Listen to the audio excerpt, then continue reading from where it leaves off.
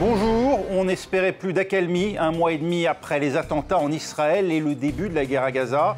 Mais voilà qu'un accord sur des libérations d'otages permet d'entrevoir une trêve, de quoi s'interroger avec vous, Vincent Lemire, sur les conditions de sortie de cette crise. Vous êtes historien, auteur notamment avec Christophe Gauthier de la bande dessinée intitulée « Histoire de Jérusalem » aux éditions Les Arènes, en cours de traduction dans 10 langues, dont l'arabe et l'hébreu. Et on va tenter d'imaginer avec vous ce que pourrait être l'après-guerre à Gaza. C'est le grand retour de la solution à deux États. On la croyait morte, enterrée par les accords d'Abraham notamment. Voilà que les attentats du 7 octobre sur le sol israélien et la guerre que mène depuis Israël à Gaza ont remis sur le devant de la scène la cause palestinienne, l'idée d'un État palestinien aux côtés d'Israël. On en pense quoi côté israélien? Karim Yayaoui, vous qui êtes à Jérusalem pour France 24. La priorité pour les Israéliens en ce moment, c'est le retour des otages et le retour de tous les otages. C'est devenu aussi une des priorités du gouvernement. Mais la paix semble bien loin et si les appels américains ou français en faveur d'une réactivation d'une solution à deux États sont de plus en plus nombreux, ce n'est pas la priorité du moment pour bon nombre de citoyens israéliens. Même si dans les rues de Tel Aviv, on rencontre quelques jeunes qui y croient encore, mais qui estiment que ce sera uniquement sans le Hamas et sans Netanyahou. Le 7 octobre a été un traumatisme tel qu'exprimer cette hypothèse de deux États semblait totalement décalé. Désormais, certains l'évoquent timidement, mais c'est un horizon lointain et très incertain. Nous sommes aussi allés dans un quartier palestinien de Jérusalem-Est. On attend avec impatience le retour des prisonniers et les regards sont tournés vers la bande de Gaza et le drame vécu par les habitants de l'enclave palestinienne. Dans le quartier de Ras El Hamous où nous sommes allés, l'espoir d'une cohabitation pacifique et apaisée semble s'être évaporé. Une solution à deux États est surtout une hypothèse à laquelle veut croire une communauté internationale qui s'est totalement désengagée depuis des années de la question israélo-palestinienne. Vincent Lemire, c'est tout le paradoxe de la situation pour les Israéliens. À la fois l'horreur des crimes du 7 octobre rend impossible pour beaucoup d'entre eux d'envisager la coexistence avec un État palestinien à leur porte, et en même temps, leur offrir un débouché, une perspective politique aux Palestiniens, ça apparaît plus que jamais comme une urgence, non? Oui, c'est le mot électrochoc, je crois, qui doit être convoqué. L'horreur, la sidération, la rage, le désir de vengeance, ça c'est le premier effet immédiat de cet électrochoc. Mais immédiatement après, ou peut-être même en même temps d'ailleurs, comment on va se sortir de cette situation? Et tous les gens un petit peu rationnels en Israël, et il y en a dans tout le spectre politique, j'allais dire, sont obligés de se dire, voilà, il faut se séparer, il faut nous séparer. Alors, est-ce qu'on le fait nous-mêmes? Est-ce qu'il y a un tiers? C'est ce dont on va parler aujourd'hui. Mais c'est clair que cette solution à deux États, pareil, est-ce que ça veut dire séparation territoriale ou pas entièrement? Enfin, tout ça ensuite amène à beaucoup d'autres discussions. Ça demande quoi? Une lucidité, une clairvoyance, du courage politique? Ah oui, ça va exiger du leadership aussi. On l'a pas. Enfin, voilà, il y a plein de conditions qui, pour l'instant, ne sont pas remplies. Mais ce qui est certain, c'est que cet électrochoc, pour revenir là-dessus, a créé une espèce de prise de conscience en Israël. Encore une fois, presque dans toutes les sphères politiques, sauf vraiment les colons qui veulent annexer la Cisjordanie, dont c'est l'agenda principal. Mais sinon, il y a une prise de conscience qui ne demande qu'à être mobilisée. Et c'est là qu'effectivement, la communauté internationale peut avoir son rôle à jouer.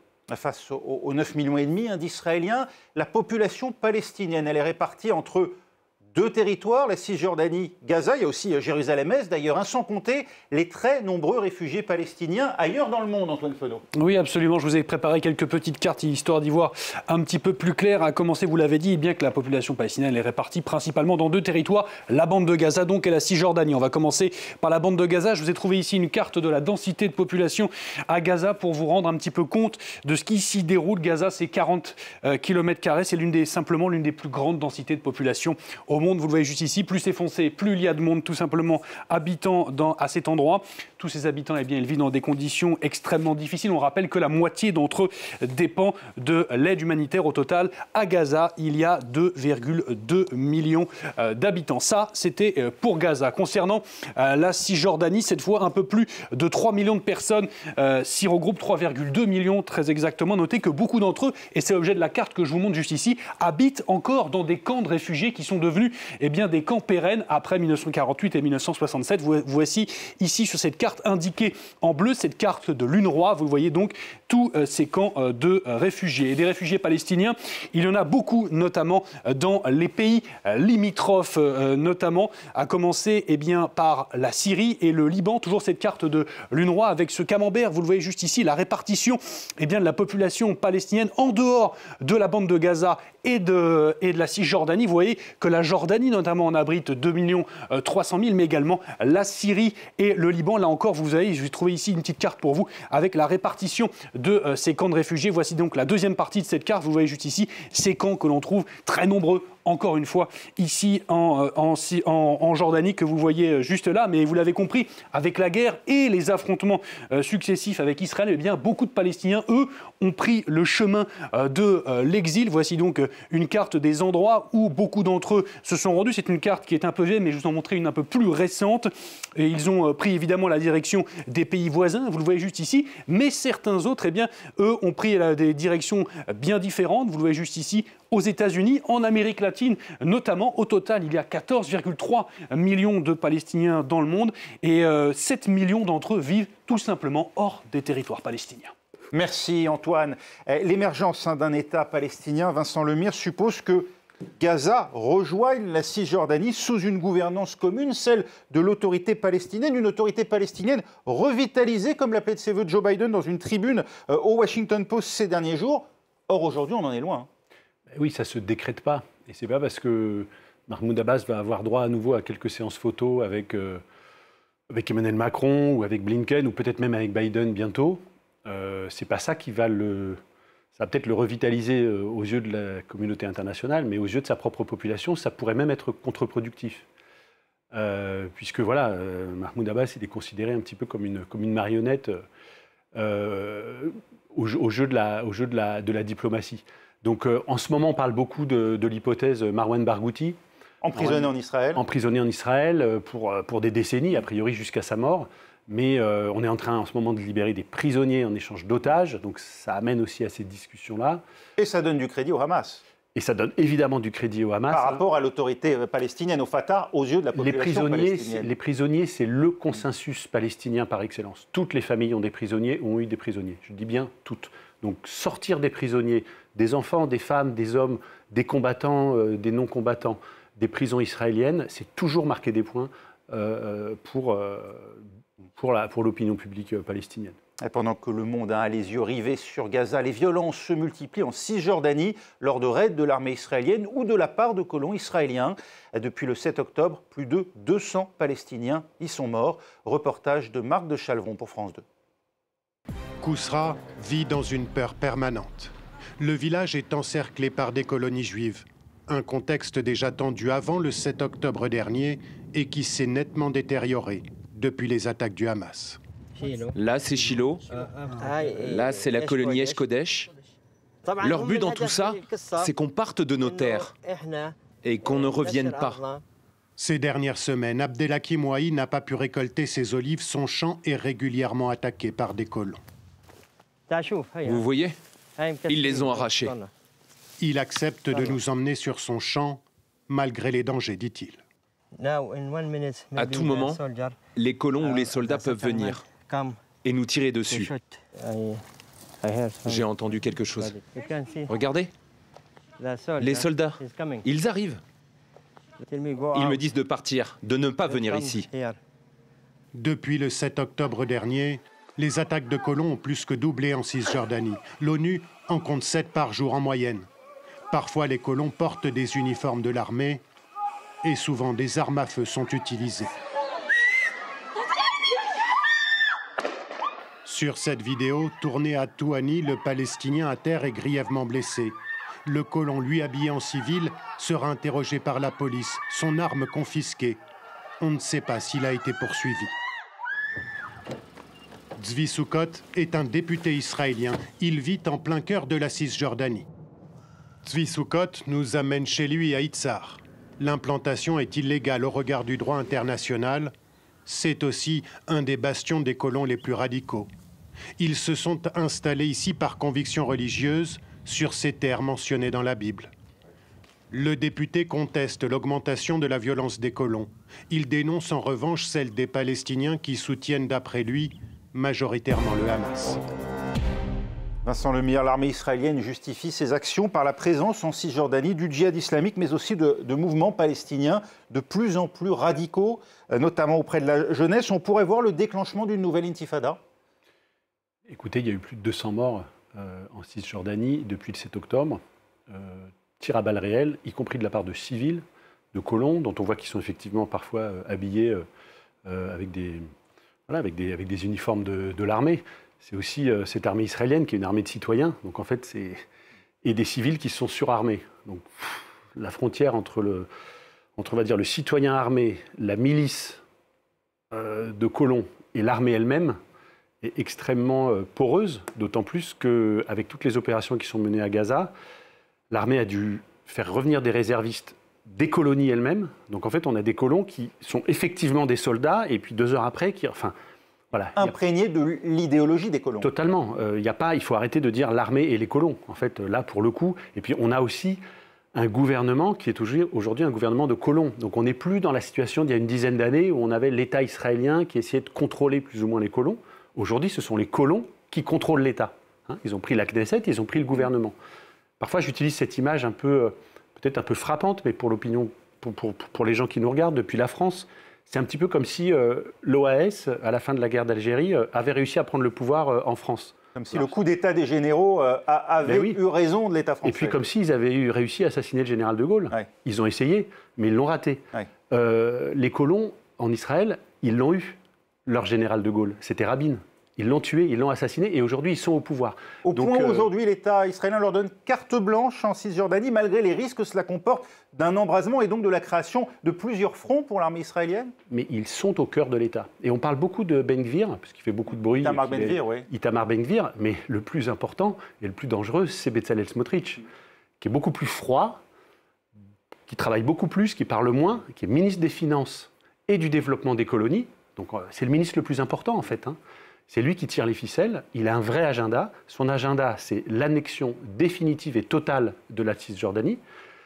C'est d'ailleurs pour ça que il fallait mettre des troupes à cet endroit-là, et c'est en partie ce qui a dégarni. On a dépeuplé un peu le sud. Qu'on a dégarni le sud, et qui est une des explications de la catastrophe, ou de l'ampleur de la catastrophe plutôt du 7 octobre.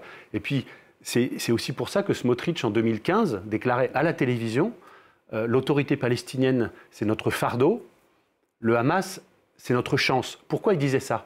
Parce que l'autorité palestinienne, c'est la Cisjordanie. Quand on veut annexer la Cisjordanie, il faut évidemment décrédibiliser et affaiblir l'autorité palestinienne. Et dans ce jeu-là, renforcer le Hamas, relativement à l'autorité palestinienne, c'était dans l'agenda de Smotrich. Tous ces débats-là, tout ce que je suis en train de dire là, c'est des choses qu'on entend en Israël, évidemment, depuis le 7 octobre. Et vous restez avec nous, Vincent Lemire. On y revient dans un instant, juste après un journal sur France 24.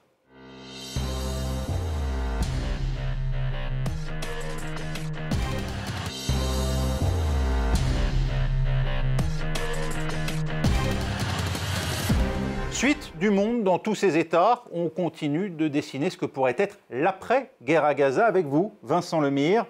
L'après-guerre pour les territoires palestiniens, mais aussi en Israël, car s'il est une composante de la population israélienne qui milite pour la solution à 2 États et à travers elle pour l'avènement d'un État palestinien, ce sont les Arabes israéliens, 1/5 de la population israélienne, des descendants des Palestiniens restés sur place après la création d'Israël. Cécile Galuccio et Taoufik Jayed sont allés à leur rencontre dans la ville de Kfar Qassem, c'est à une vingtaine de kilomètres de Tel Aviv. Petit à petit, la vie reprend dans le souk de Kfar Qassem après une fermeture de plusieurs semaines. Dans cette ville israélienne de 25 000 habitants, tout le monde ou presque est arabe. En temps normal, les Israéliens des alentours s'y rendent régulièrement. Les prix sont beaucoup moins chers, l'ambiance au rendez-vous. Mais les attaques du Hamas ont tout changé. On connaît certaines personnes ici. N'empêche que nous sommes plus méfiants. On regarde partout. On écoute quelle langue est parlée autour de nous. On est sur nos gardes. La situation à Gaza est dérangeante et très difficile. Ça fait mal au cœur, aussi bien aux Arabes qu'aux Juifs. Bien qu'il y ait la guerre, les Juifs aussi souffrent. Ces commerçants arabes sont israéliens. Ce sont en fait des Palestiniens descendants de ceux restés sur leur terre à la création de l'État hébreu. De nationalité israélienne, mais palestiniens de cœur. Aucun autre n'acceptera de nous répondre face caméra. Direction pour nous la vieille ville, mais l'accueil est encore moins chaleureux qu'au marché. Notre caméra effraie.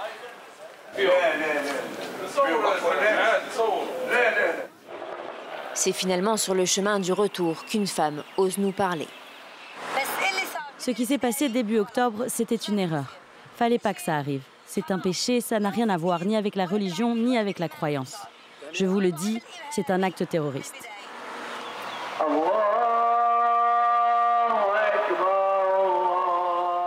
Contre le Hamas, mais aussi contre l'occupation des terres en Cisjordanie, les Palestiniens d'Israël peinent à trouver leur place.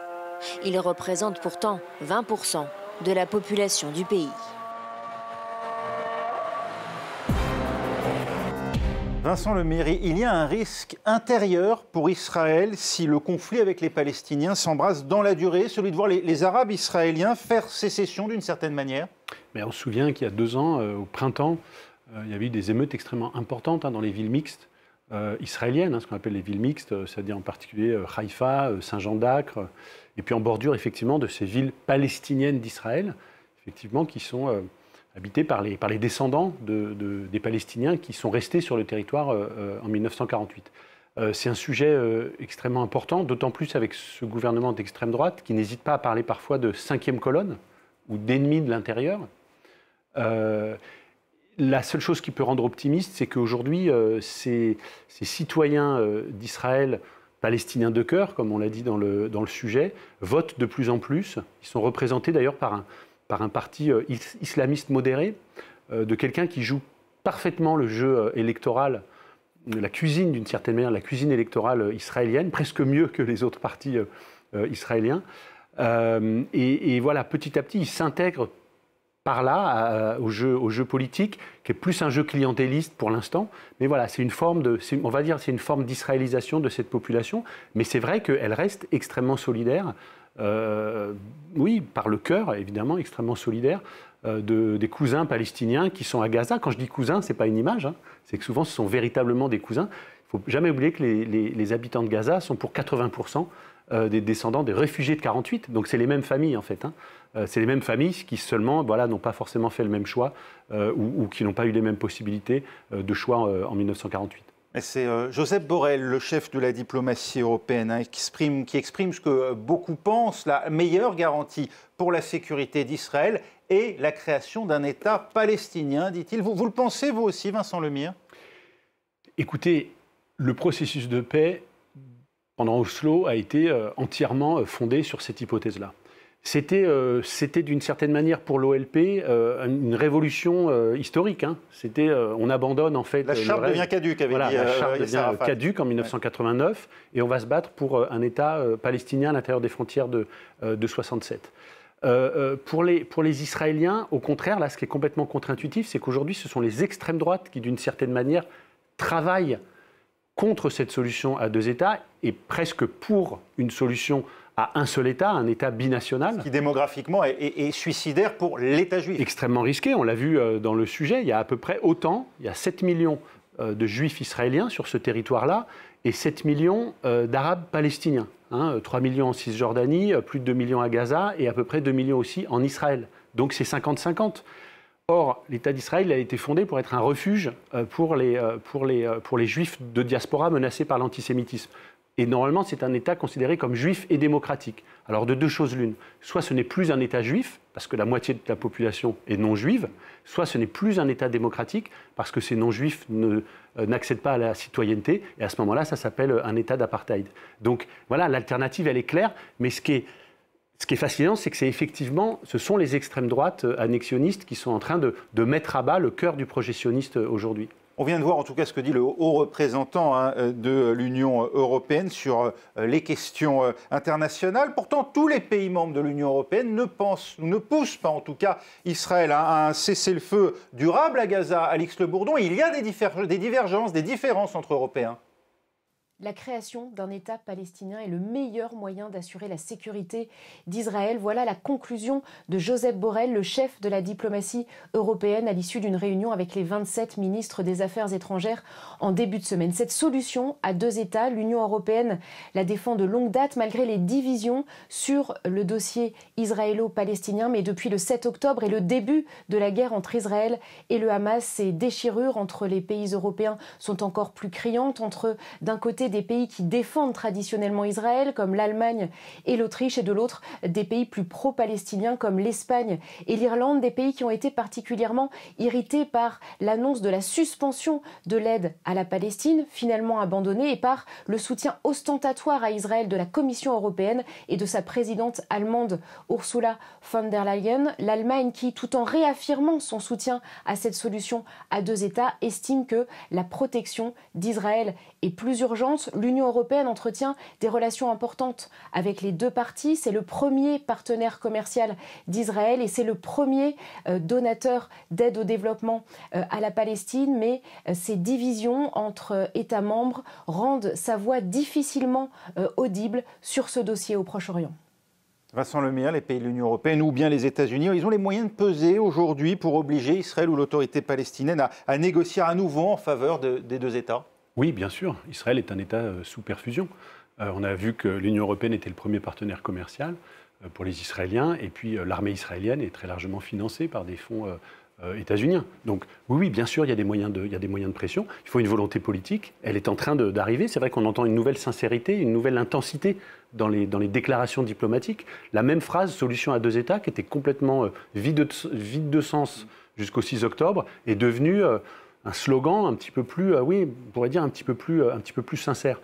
Ce qui est intéressant aussi, c'est que l'Europe pourrait aussi, en tant que modèle qui a réussi à construire une organisation interétatique, transétatique, où, par exemple, on a des citoyens français qui peuvent vivre en dehors de leurs frontières, tout en conservant leur carte d'identité française et leur passeport, et en payant leurs impôts ici ou là, etc. On voit bien que tout ça, ça peut être une des solutions. Pourquoi? Parce qu'un État, ça doit représenter, protéger et contrôler. Ce n'est pas forcément articulé sur une frontière. Et le problème qu'on a dans l'espace israélo-palestinien, c'est toujours les 750 000 colons qui sont en Cisjordanie, à Jérusalem-Est. Ça n'a pas changé depuis le 7 octobre. Donc si on pense que ça va être difficile de tous les faire bouger, à ce moment-là, il faut peut-être découpler cette question des 2 États et la question territoriale. C'est ce qui se réfléchit en ce moment dans des organisations comme One Homeland, Two States, qui sont des organisations israélo-palestiniennes. La solution à 2 États, c'est en quelque sorte le retour à la case Oslo. Les accords d'Oslo de 1993 avaient permis une reconnaissance mutuelle de l'OLP et d'Israël, le début des négociations bilatérales. Retour en images sur ces accords avec Olivier Lerner pour France 2. Nous sommes le 13 septembre 1993. Si tout va bien, cette déclaration de principe entrera en vigueur dans 1 mois. Le préambule se veut optimiste. Je cite: Israël et les Palestiniens vont s'efforcer de vivre dans la coexistence pacifique pour aboutir à un accord de paix juste, total et durable. Pour ce faire, plusieurs étapes sont d'ores et déjà programmées. Des élections avant tout. Un conseil, une sorte de gouvernement, sera élu par les Palestiniens de Gaza, de Cisjordanie et de Jérusalem, qui aura pour mission de gérer l'autonomie pendant 5 ans. Élection prévue en juillet prochain. La juridiction est déjà précise. La Cisjordanie et la bande de Gaza vont former une entité territoriale unique. Son intégrité sera préservée durant la période intérimaire. La passation de pouvoir est imminente. Dans une 30aine de jours, les Palestiniens auront déjà autorité sur l'éducation, la culture, la santé, les taxations directes et le tourisme. Au chapitre de l'ordre public, à noter que les Palestiniens auront leur propre force de police. Les hommes s'entraînent déjà. Une coopération économique israélo-palestinienne est vivement souhaitée par les 2 parties dans les domaines suivants: eau, énergie, finances, transport, commerce, médias, etc. Dinars jordaniens ou shekels israéliens, on ignore encore quelle monnaie utiliseront les Palestiniens. Enfin, le retrait des forces israéliennes. Il n'est pas pour tout de suite. Le gouvernement militaire israélien et les soldats plieront bagages dans 6 ou 7 mois, mais pas avant. Restent 4 zones d'ombre. Les colonies de peuplement seront-elles gelées dans les territoires et faudra-t-il déménager les 110 000 colons de Judée-Samarie et les 3 500 de la bande de Gaza? Et puis quels débouchés seront offerts aux 4 millions de Palestiniens qui vivent depuis 1948 dans les quelques pays qui ont bien voulu les accueillir? Enfin, le statut de Jérusalem. Le drapeau palestinien flottera sur Jérusalem, déclaration d'Arafat aujourd'hui. Réponse de Rabin, Jérusalem restera la capitale d'Israël. Une question éternelle qui sera peut-être posée encore dans 2000 ans. Et l'assassinat d'Yitzhak Rabin viendra ensuite porter un coup fatal aux efforts de paix. Tout de même, déjà à l'époque, le consensus achopait sur les colonies israéliennes en Cisjordanie, le statut de Jérusalem, on vient de l'entendre, et puis la question du droit au retour des réfugiés. 30 ans plus tard, Vincent Lemire, qu'est-ce qui nous permet de penser que ces obstacles puissent enfin être levés? Les obstacles réfugiés et colonies sont toujours les plus difficiles. Jérusalem, c'est ma spécialité. Ça fait 20 ans que je dis que ça n'est pas vraiment un problème. Une capitale pour 2 États. On n'est pas obligé de séparer les populations, pour le coup, dans une ville. On a toutes les institutions nationales israéliennes qui sont assez loin à l'ouest de la vieille ville. On peut installer les institutions palestiniennes assez loin à l'est de la vieille ville. Par exemple, à Aboudis, pour peu qu'Aboudis soit intégré dans cette ville qu'on appelle Jérusalem, c'est une capitale pour 2 États. Les gens payent leurs impôts ici ou là, envoient leurs enfants à l'école ici ou là, en arabe ou en hébreu. Ça, ce n'est pas un sujet.